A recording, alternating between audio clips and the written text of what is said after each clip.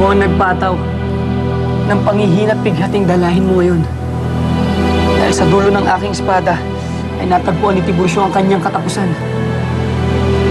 Hindi. Sabihin niyo hindi ito totoo.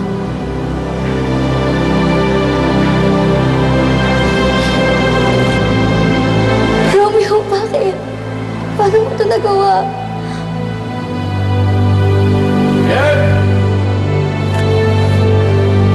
Alis na kayo.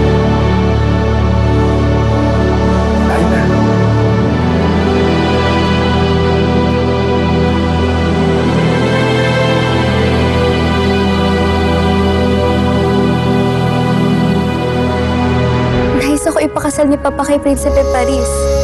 At pagkatapos po nun, nais din niya kalimutan ko ang bayang ito dahil sa mga dumaragsang impakta dito.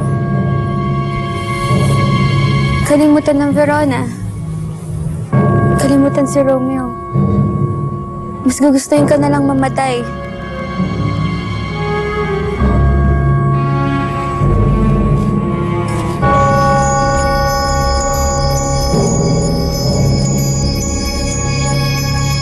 Pinalad ka, dilag ng Kapuleta.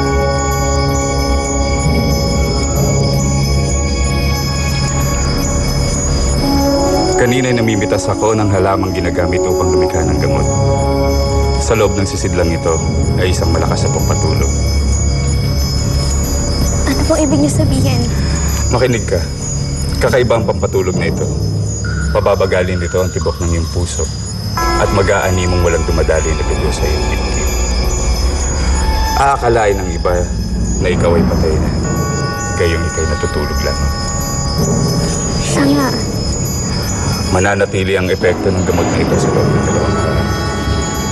At sa panahong yon, ikaw ay hihimlay sa musileo ng mga Kapuleta. At kapag wala ng mga nakikiramay, magtutungo rin si Romeo, ang iyong asawa, at kayo'y magsasama ng habang buhay.